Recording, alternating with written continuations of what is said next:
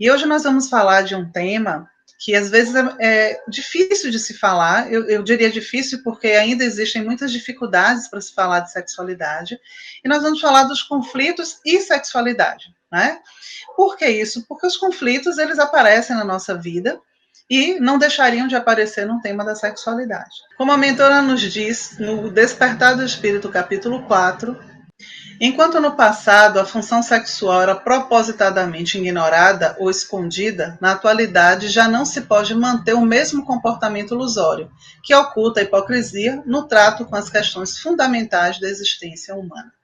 Então, é extremamente importante falar de sexualidade, é extremamente importante a gente discutir esse assunto, para justamente ampliar para nós, né, compreender, e essa é a proposta que a mentora traz, ela traz um olhar, né, completamente amplo para para que a gente possa, de fato, repensar o nosso comportamento, né, com base em tudo que a gente vê. Porque o que acontece? Durante um tempo na história da humanidade, né, mais antigamente, século XV, XVI, isso fazendo um recorte mais próximo, a questão da sexualidade era completamente tabu, não se falava sobre isso, né, não se dizia nada, e isso tudo ficava, então, muito reprimido, muito guardado em algum lugar.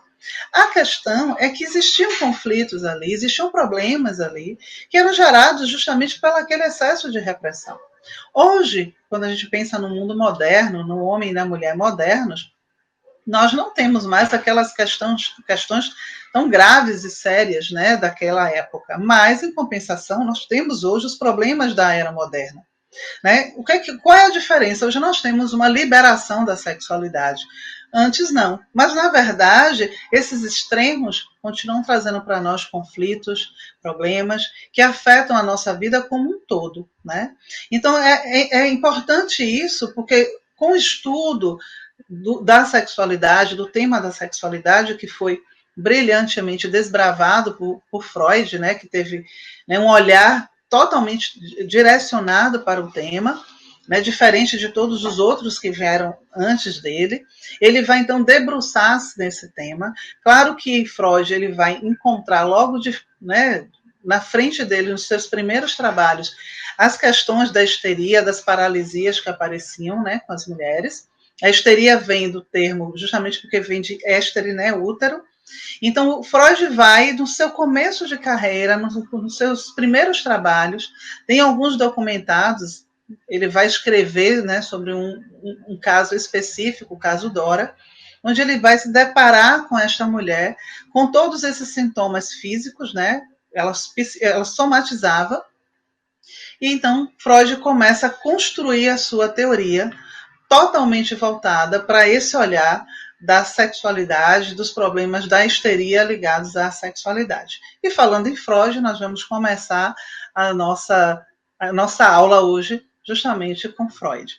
Em Obras Completas, Freud ele vai trazer o seguinte: a etiologia das neuroses reside na sexualidade. Bem, o que é que Freud nos fala, né? Nos apresenta com isso? Ele vai dizer que a causa, né, na verdade, a causa dos estudos das neuroses, toda ela era ligada à sexualidade. Por que Freud diz isso? Bem, porque o estudo dele, ele começa logo, um dos seus primeiros trabalhos, que tem um caso bem conhecido, que é o caso Dora, ele vai se debruçar e se deparar exatamente com essas questões. Então, eram muitas mulheres que chegavam, e ele vai fazer, então, seus primeiros trabalhos com a hipnose. Então, as primeiras mulheres que chegavam e que Freud foi entrando em contato, elas tinham realmente questões muito direcionadas ao tema sexualidade.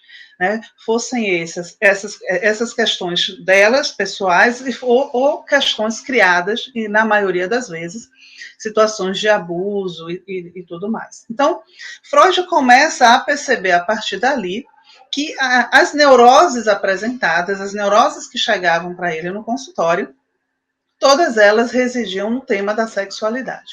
E isso, então, vira uma pauta dentro da psicanálise, e Freud vai desenvolver todo um estudo, vai estudar alguns mitos, os sonhos, então tudo para ele, a libido é totalmente direcionada para a questão da sexualidade. Algum tempo depois, né, surge Carl Gustav Jung, que se aproxima muito de Freud, se tornam muito amigos, e ele então começa a se debruçar também naquele estudo, ele vai trabalhar também no hospital psiquiátrico, e ele vai com um olhar diferenciado, Jung vai inicialmente começar o seu trabalho com doentes esquizofrênicos, né? E ali ele entra em contato com um mundo simbólico, né, gigantesco, com a mitologia, com tudo aquilo que surge daquele inconsciente, daquele abismo que existe ali naquela doença. E Jung, então, vai mergulhando e o seu olhar vai ficando muito direcionado para um outro ponto da neurose, né? Então, esses dois, que eram muito amigos e muito próximos, começam, então, a não mais concordar com a questão da libido. E ele diz o seguinte: devo admitir que uma etiologia puramente sexual da neurose parece-me demasiado estreita. Sugiro, pois, que a teoria psicanalítica seja libertada do enfoque puramente sexual. Em seu lugar, gostaria de introduzir na psicologia da neurose um enfoque energético. Em uma perspectiva mais ampla, a libido poderia ser entendida como a energia vital em geral ou como o elan vital. E aqui a gente vê uma diferença imensa já nesse olhar, quando ele realmente começa a dizer que a etiologia, ou seja, o estudo da causa dessa neurose, era muito estreito se ela ficasse puramente voltada à questão da sexualidade, né, do puramente sexual, como a psicanálise freudiana apresenta. Então, por conta dos seus estudos, né, que Jung vai fazer, ele então vai discordando de Freud, tanto que ele vai escrever um livro, né, que foi o livro, vamos dizer assim, o causador da ruptura, quando ele começa a falar da simbologia da psique, né, de toda essa linguagem simbólica do inconsciente. Então, o que, ele propõe? Bem, vamos fazer uma troca, em vez de olhar a libido como uma energia só voltada para os impulsos sexuais, não é importante introduzir na psicologia que a causa das neuroses, a etiologia das neuroses, na verdade, tem um enfoque energético, né? Então, o que Jung vai chamar de energia? Ele chama de energia psíquica, por exemplo, né? Vamos dizer assim, como ele chama no final, um elan vital. É uma energia que anima o a nossa vida, né? Na verdade, é um impulso para a vida. Né? Então, ele começa a dizer então, que a libido ela não é só responsável pelo desejo sexual, a libido é responsável pelo desejo de viver, de você buscar um trabalho, de você buscar amigos, de você buscar uma religião. Então, tudo aquilo que me coloque para uma ampliação da pessoa que sou, isso sim deveria ser considerado como a libido. Então, nós não temos só a neurose, ou a neurose não só aparece por conta das questões da sexualidade, mas sim por conta da nossa relação com a vida. E aí ele amplia muito o olhar, né? E isso realmente vai fazer uma grande diferença quando a gente vai falar dos conflitos e de sexualidade, porque a gente vai trabalhar com enfoque dessa energia, né? Vamos fazer um enfoque energético do elan vital, da energia psíquica proposta por Carl Gustav Jung. Então, em um livro que eu aconselho vocês a lerem, pelo menos esse capítulo, que é muito rico sobre esse tema, que é o Encontro com a Paz e a Saúde, o capítulo 8 desse livro, a mentora, então, começa a trazer para nós as causas desse conflito, quando ela diz: a ignorância cultural e as frustrações de indivíduos atormentados no passado, amargurados pelos conflitos, rotularam o sexo como manifestação apenas da animalidade predominante no homem e na mulher, denominando-o pecaminoso e imundo. Então, a mentora traz para nós aqui a causa do que a gente vai chamar dos conflitos, né, que nós vamos encontrar isso nos conflitos emocionais, psíquicos e relacionais, com um início nessa ignorância cultural, né?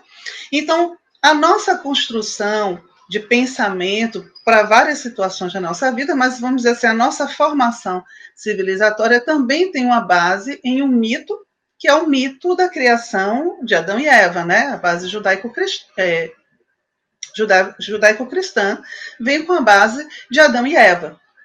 E nesse processo, muito foi literalizado por nós, né? Então, nós literalizamos, com o passar desses séculos todos, a ideia do pecado original, e tudo isso vai sendo passado. Então, o sexo começa, então, a ganhar ali um lugar de imundo, como a mentora chama, o corpo passa a ser um lugar de pecado, e a mulher passa a ser, então, um ser que deve ter muito cuidado com ela, porque afinal de contas foi ela que tentou Adão a comer a maçã e eles perderam então o paraíso.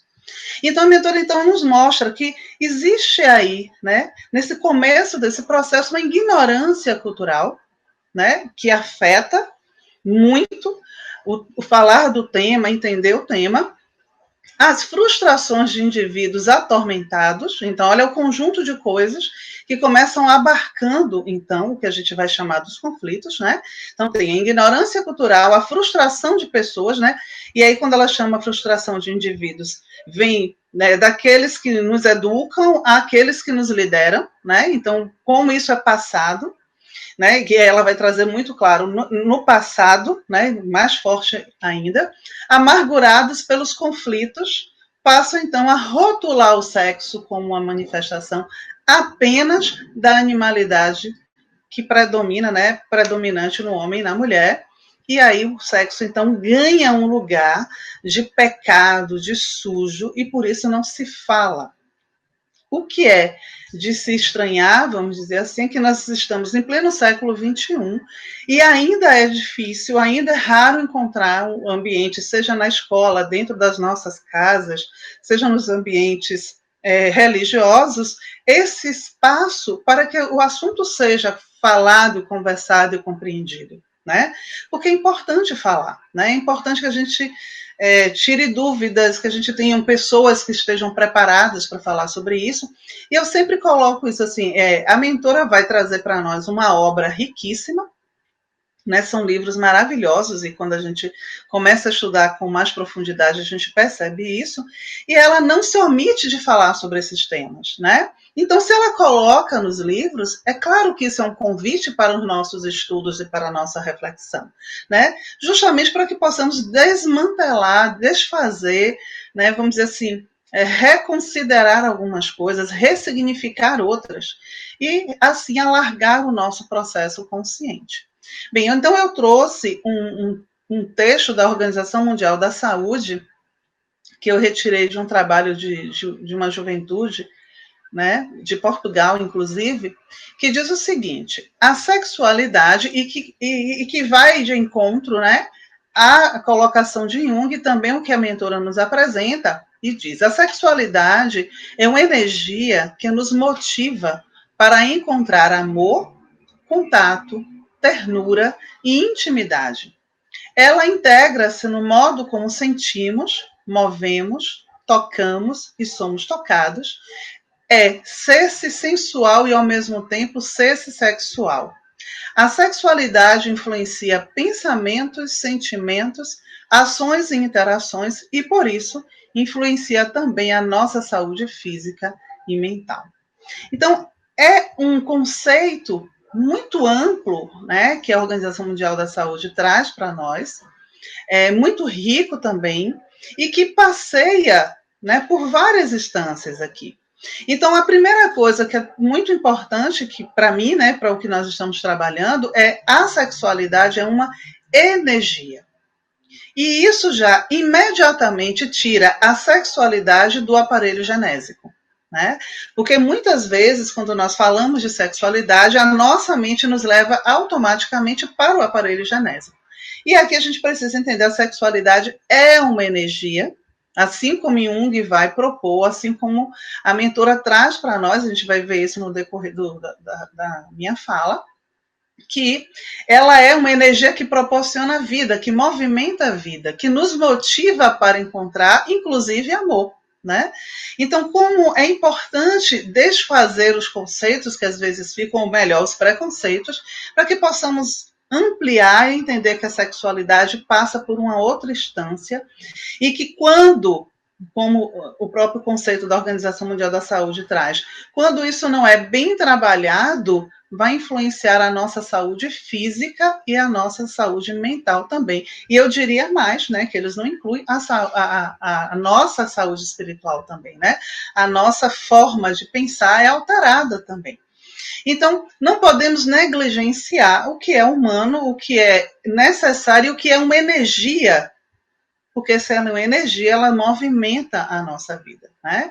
Bem, aí eu volto lá para o Encontro com a Paz e a Saúde, onde a mentora diz o seguinte: em consequência, os atavismos religiosos ultramontanos encontram uma forma de manter a castração sexual, determinando que somente deveria ser usado o sexo para finalidade procriativa, como se a divindade estabelecesse limites no sentimento do amor, determinando que uma expressão dele é nobre, enquanto a outra se apresenta abjeta. E aqui a mentora, então, abre mais ainda o olhar da gente, porque ela vai chamando a atenção para os atavismos, né? Os atavismos religiosos, ultrapassados, né? Ultramontanos, que continua, de alguma forma, alimentando o processo da castração sexual.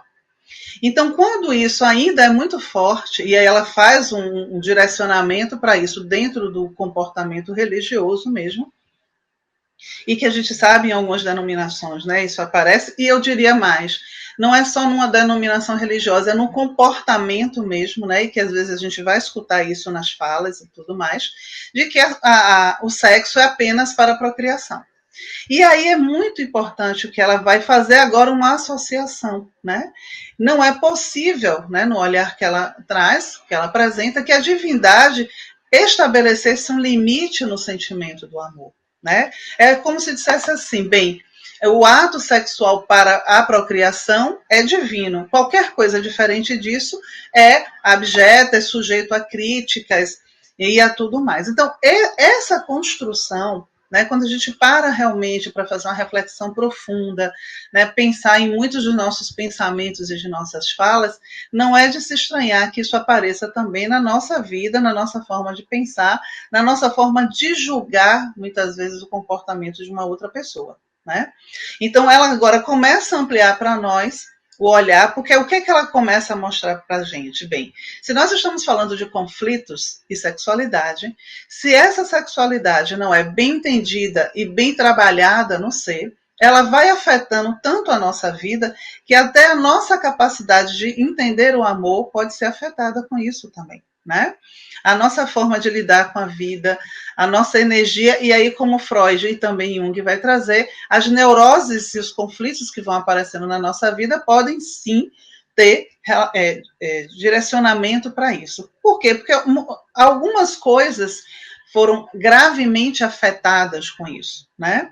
Então, quando a gente pega, se a gente olhar o histórico da sexualidade humana, nós vamos perceber claramente o que aconteceu durante um bom tempo e o que vai acontecer depois, né, de tanta repressão. Então, é isso que ela começa a chamar a nossa atenção, justamente porque existem os atavismos, né, por trás de tudo isso, que tenta ainda manter, de alguma forma, a castração sexual, ainda com um olhar extremamente antiquado, ultrapassado, ultramontano, de que a sexualidade, o sexo, a sexualidade são assuntos proibidos, são coisas que são impuras e que tornaria o ser impuro. No livro Despertar do Espírito, capítulo 4, ela também vai trazer esse tema e ela diz o seguinte: as velhas conceituações teológicas e pretensiosamente moralistas aturdiram a humanidade, que se libertou do totalitarismo das imposições religiosas ortodoxas e saltou para o prazer desmedido com avidez inimaginável, desorganizando a estrutura emocional do ser que não estava preparado para os cometimentos da libertinagem. E aqui a gente se depara com o problema moderno, né? Então, tinha lá atrás, né, toda uma questão da histeria, da repressão, daquilo que não se falava. Então, tinha uns problemas. Depois disso, como a mentora apresenta, esse excesso de moralismo, ele vai perturbar tanto, porque o que é que acontece? No nosso processo psíquico, vamos lembrar dos nossos conceitos, tudo que você coloca à margem, tudo aquilo que você esconde, vai para onde? Vai para a sombra. E aí você vai deixando aquilo lá e você não fala sobre isso, essa sombra vai ganhando o quê? Força. Então, para que eu consiga manter a sombra lá guardadinha, eu preciso construir uma persona muito forte. Então, né, para quem não está habituado com os termos, enquanto eu aqui tento afirmar o tempo inteiro e tento convencer todo mundo que eu sou uma pessoa muito boa, algumas questões que, vamos dizer assim, o meu lado mal está ficando mais forte na sombra. Então, aconteceu a mesma coisa em um olhar direcionado para a sexualidade também. Então, tudo que foi feito durante tanto tempo, mantendo esse tema, mantendo essa força, essa energia, né? Que é energia pulsante, empurrando isso para a sombra, chega uma hora que vai para o oposto. Então, essa sombra vem e invade, ou seja, o comportamento oposto àquilo. Então, aquilo que era extremamente proibido e castrado vai para um excesso da libertinagem, como ela chama a atenção. A grande questão nisso tudo aí é a gente perceber que, assim como acontece no nosso mundo interno, aquilo que eu prendo demais tem uma tendência a fazer um comportamento depois, né? Aquilo que eu escondo, eu termino fazendo depois. Isso também foi acontecendo no indivíduo e no coletivo. E aí, o que a mentora nos chama a atenção, há uma desorganização na estrutura emocional do ser, né? Então, esse excesso que vai acontecendo termina desorganizando, e aí nós temos hoje todos os conflitos ligados à sexualidade, que são, vamos dizer, os conflitos modernos. Não é mais aquele comportamento histérico, tanto que o termo já nem se usa mais, né? Se usa histriônicos, e é completamente diferente a análise, mas de alguma forma nós nos deparamos com isso no nosso dia a dia, né, no comportamento individual e também no comportamento coletivo. Então, com isso a gente vai percebendo que é necessário falar, é necessário refazer os nossos conceitos, porque se isso vai ficando na sombra, se isso é repassado adiante, de alguma forma a gente vai está gerando sempre o que ela vai chamar dessa eclosão, né, desse processo desorganizado e que faz tanto mal, principalmente porque afeta o emocional das pessoas. Então, tem um autor humanista, o Rolomei, que ele fala o seguinte, e aí a gente vai confirmando isso que a mentora traz, né, na verdade, complementa a fala da mentora.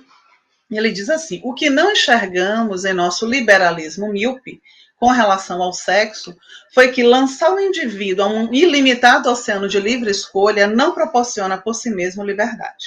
Pelo contrário, é capaz de aumentar o conflito interior. Não chegou a ser totalmente humana a liberdade sexual que buscávamos. E isso é de uma importância, principalmente nos tempos modernos, nos tempos atuais, porque foi exatamente o que aconteceu. Então, o que a gente termina vendo até aqui é que a nossa falta de autoconhecimento, o fato da gente não fazer uma autoanálise, não conhecer as nossas emoções, terminou que isso veio junto, né, quando houve essa liberação, né, do sexo, da relação sexual, da sexualidade. Então, houve uma liberação. E isso termina provocando, e aí é importante que a gente entenda, o problema não é o sexo, é o nosso comportamento, né? Então, um exemplo disso, um exemplo dos conflitos da vida moderna, né? O que acontece hoje? Nós temos uma geração que já não tem mais problemas com a questão lá de Freud, né? Já não tem mais os problemas de não poder sair, né? Não tem mais isso. Mas, em compensação, nós temos uma geração, vamos dizer assim, entre 25 e 40 e poucos anos, de solitários. E isso é muito estranho quando a gente para e pensa que nós vivemos um momento onde a liberdade é, né, você está livre, é livre escolha, como o Rolomei traz. Mas nós temos, então, como sintoma essa solidão. Né? Então, o que vai acontecer, o que vai chegando na clínica, por exemplo, não é mais aquela mulher com o braço paralisado porque ela está, né, houve uma trave, houve um processo lá atrás com o pai e que ela não conseguiu liberar, não tem mais esse quadro que vai chegar no consultório. Na verdade, o que chega hoje é a solidão, o vazio, a vontade de ter alguém para amar e ser amado. É isso que chega, né? E junto com isso, então, começam outros sintomas. Então, nesse processo nosso, nessa nossa revolução sexual, a gente esqueceu realmente de entender a sexualidade como energia e colocamos a sexualidade apenas no aparelho genésico.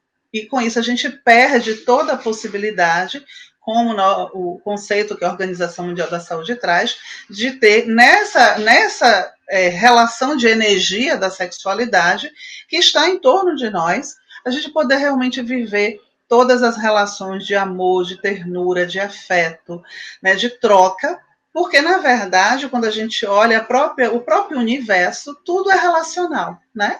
Tudo. Então, assim, o atrito entre partículas, houve uma explosão, gerou os planetas, então tudo é relacional. Então, todo o tempo nós estamos vivendo trocas. Todo o tempo nós estamos vivendo essa união de opostos para um surgimento de uma vida nova, né, de um comportamento novo em nós. Quando eu falo união de opostos, são de ações opostas. Então, o próprio funcionamento da nossa psique é o tempo inteiro relacional também. É o preto e o branco que se relacionam, que nasce o cinza, e esse cinza é uma nova cor, uma nova possibilidade de vida, que logo depois eu também vou ter que transformar. Mas quando a gente pegou tudo isso e colocou apenas em um órgão, então a gente empobreceu, né, por assim dizer, o que é essa energia. E aí, claro, que a gente vai ter problemas. Eu acho muito interessante o que o Rolomei traz, né? Então, não chega a ser uma liberdade humana, né? Então, na verdade, né, se teve só, como Joana chamou no outro, uma libertinagem. E tem um provérbio chinês, se eu não me engano, que diz assim, que libertinagem, quando você não está em mãos de meninos, é a mesma coisa de você pegar pólvora e botar perto do fogo, né? Então, você se perde. Então, foi isso que terminou acontecendo. E, né, por conta de um excesso de repressão, de um excesso de tormentos outros que estavam nas pessoas e que terminam sendo passados. E isso é importante sempre chamar a nossa atenção, porque nós precisamos estar sempre olhando para dentro, né, para que o nosso falar, os nossos pensamentos sejam percebidos por nós antes, né, de ser colocado e ser posto como uma fala que, vamos dizer assim, que confirma algo, né, vamos dizer assim, de uma doutrina, de uma religião. A gente precisa entender que as nossas questões não podem se misturar com isso. E esse tema é um tema realmente que é muito delicado, porque realmente não é falado. Então, há uma tendência, às vezes, dele se misturar com os conceitos, né? E sair dessa forma. É proibido, não pode, está errado, é certo. E isso realmente foi um histórico durante muito tempo. Então, no Despertar do Espírito, capítulo 4, a mentora traz, então, a revolução sexual esqueceu de que a função do prazer físico não pode ser dissociada da contribuição do amor, que nele sincroniza as emoções, que são os reflexos psicológicos do conúbio orgânico e a harmonia espiritual de ambos os parceiros. E aqui também a gente vê, né, quando a mesma coisa, né, quando o Rolomé vai dizer, essa liberdade terminou não sendo uma liberdade humana, né, veio apenas como uma descarga de um processo que ficou muito na sombra. E a mentora aqui então traz o tema do amor, né? Então a revolução sexual não pode só entender, né, que fica só a função física. Por quê? Porque isso gera o vazio, né? Então aquela busca do afeto, aquela busca da troca que é natural do humano, ela termina não sendo atendida. E aí esse vazio vai ficando muito grande. Então quando há amor, então, ali sim, há uma sincronização, né, de emoções. E aí, quando a gente pensa no amor, a gente tem que pensar não só no amor entre essas duas pessoas, mas o amor próprio também, né? Então, quando nós estamos revestidos desse amor próprio, há ali também, nessas nossas relações, né, na nossa busca dessas relações, toda uma condição de respeito por si, respeito pelo outro, né, de cuidado consigo e cuidado com o outro. Então, tudo isso é importante. Então, o que a gente termina também percebendo hoje como parte desses conflitos modernos é justamente essa ausência, às vezes, desse respeito por si, respeito pelo outro, cuidado por si, cuidado pelo outro, porque o nosso amor está danificado. Esse olhar, né, esse auto-amor está danificado. Então, muitas vezes, a pessoa quer ter alguém, e eu acho até interessante o termo, né? Eu quero ter uma pessoa, como se a pessoa fosse uma camisa, um brinco, que você vai lá, compra e tem aquilo, né? Então, assim, não se pensa em eu quero me relacionar com alguém, eu quero crescer a partir do relacionamento com uma outra pessoa, eu quero me relacionar comigo também, que é interessante, né, que a gente possa fazer isso também. Então, quando a gente se perdeu nesse processo dessa busca, né, pessoal de quem eu sou, quando eu fui deixando isso tudo, realmente a gente termina direcionando a sexualidade apenas para a busca do prazer físico, que vai passar, né? E pronto, e vai ficar em uma busca que não para nunca, e esse vazio tende a ficar cada vez maior, né?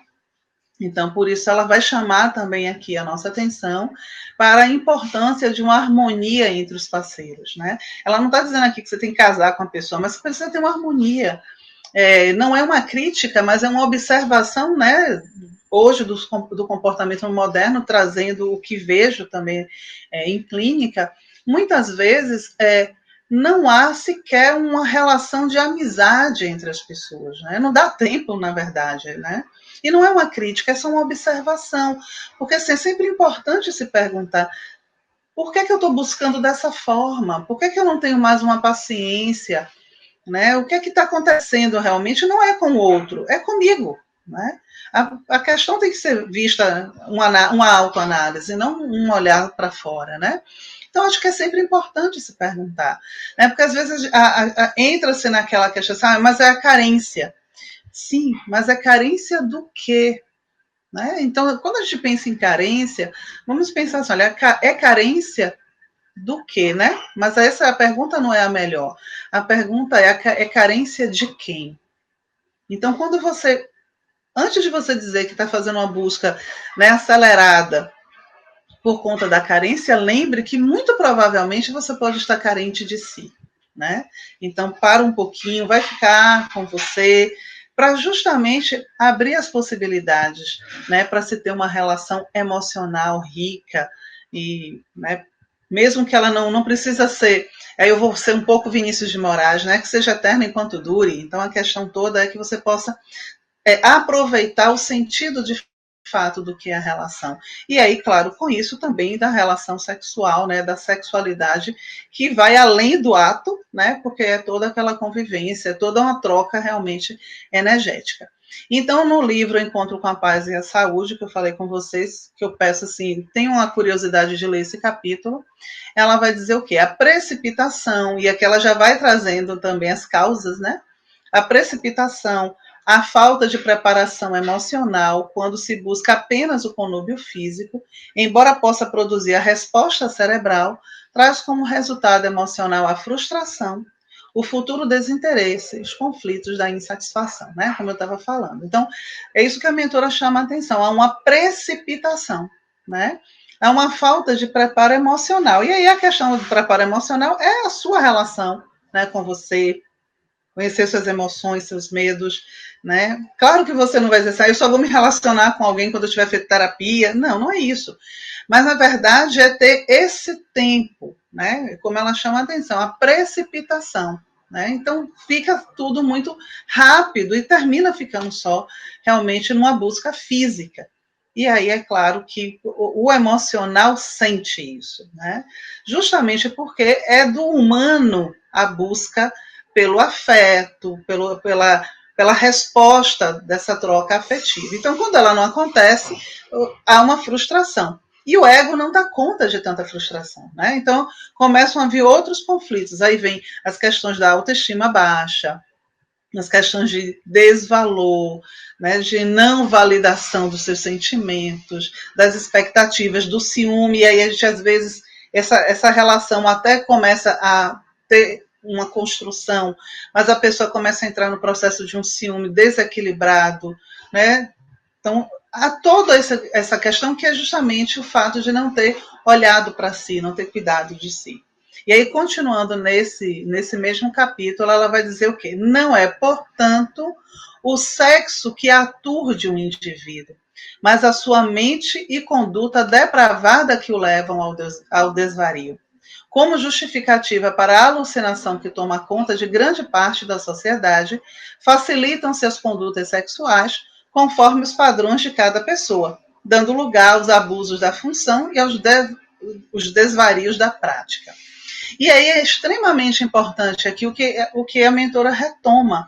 Não é, portanto, o sexo o problema, né? Não é o sexo que aturde o indivíduo, mas é a sua mente e a sua conduta, né? É isso sim que leva a pessoa ao desequilíbrio. Porque o sexo em si é uma energia, é uma função, né, não só do corpo, mas também uma função do próprio espírito, né, no sentido da troca dessa energia. Então, é favorável para nós. E então não é ele que é o problema, né? Como foi passado durante tanto tempo, né? Pelas religiões e pelas formações todas, mas principalmente pela religião. Então, o que, é que ela vai chamar a atenção? O problema, como sempre, é o espírito, né? O problema, como sempre, é o espírito. Então, é ele que ali, é aquela mente, é a sua conduta, são as suas questões que não estão trabalhadas, a sua sombra, que vai o tempo inteiro projetar na sexualidade os seus tormentos, na relação com o outro, os seus tormentos, as suas mágoas, as suas dores, termina sendo então passada, né, nessa relação, que contamina a relação e que, consequentemente, vai contaminar também a sua relação, a sua sexualidade, o seu, na verdade, a sua relação sexual, né, a sua troca, o seu entendimento de tudo isso. Então, é sempre importante, e às vezes as pessoas confundem quando a gente fala de conflitos e sexualidade, achando que a gente está falando de outras questões. Não, é exatamente isso, é o meu ponto, é o meu conflito pessoal que termina indo para tudo. Então a gente poderia estar falando aqui, por exemplo, conflitos e amizade, conflitos e trabalho. Então sempre a gente vai chegar no mesmo ponto.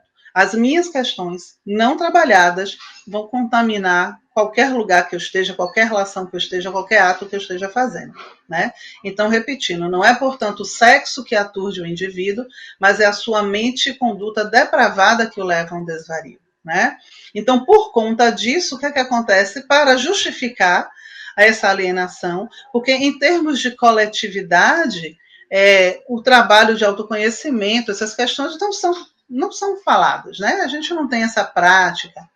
Então, o que é que acontece? Para facilitar, então libera-se, né, essas condutas e a coisa vai passando a ser vista como normal e, na verdade, é só um disfarce desse processo todo, que também vai gerar situações físicas, psíquicas e espirituais, né, para todos. Continuando também nesse capítulo, ela vai dizer então: dessa forma, o sexo deve ser vivenciado com equilíbrio, ponderação, responsabilidade e discernimento, de modo que não se transforme em fator de perturbação ou de transtorno de comportamento, né? E aqui, então, ela já começa a nos dar a forma, né? Vamos dizer assim, a fórmula mágica de como lidar com isso, para que isso não se torne realmente um conflito, que é justamente viver com equilíbrio, né? E assim, a calma, é a busca por si, é a ponderação, responsabilidade. Eu acho que essa palavra é importantíssima quando nós estamos falando, né, dessa vivência com o sexo. Então, responsabilidade e discernimento, né? Pergunte-se o que você realmente está buscando, pergunte-se o que é que você quer para você, o que é que você deseja para essa outra pessoa, né? Então, para que não seja apenas, né, um mero momento. Então, que cada encontro possa ser um encontro importante, que esse encontro possa gerar ali uma possibilidade, né, de um amor, de uma relação rica, profunda, de amizade, de crescimento, né? Porque senão, lá atrás, de qualquer outra forma não responsável, não ponderada e desequilibrada, claro que vai trazer transtornos de comportamento, né? E aí os conflitos e tudo que a gente já falou aqui. Então, continuando, vocês estão vendo que eu usei bastante essa obra, né? Então, continuando com ela diz o quê? A utilização saudável da função sexual constitui expressiva conquista moral do espírito, que lentamente se liberta das paixões mais grosseiras para alcançar os patamares da afetividade sem angústia. Né? Então, é claro que como a gente não separa, né, o homem, né, do seu comportamento de alguma forma, a gente vai entendendo quem é a pessoa a partir de como ela age, das suas atitudes. A gente também sabe, como ela disse, que uma vez que você tem uma função sexual, uma vida sexual saudável, né? E aí saudável não é reprimida, tá? É saudável. Mostra que isso é uma conquista moral, né? Então, assim, um espírito que lida com essa energia. Essa energia que é uma energia tão criativa, né? É importante trazer isso, e Jung vai trabalhar muito isso, né? É uma energia da criação, porque ela gera a vida. Ela pode, sim, aparecer de várias formas para nós, né? Com várias propostas. Tem um monte de bichinho aqui, Iguana. Com várias propostas na arte. Então, assim, às vezes a gente vê aquela obra de arte maravilhosa, a gente fica ali admirado com aquela obra, a gente fica quase seduzido pela obra, e ali tem a mesma energia, a energia criativa, a energia da vida que está ali depositada naquela obra, né? Então, quando a gente vai sutilizando essa energia, a gente vai se libertando de paixões mais grosseiras, né?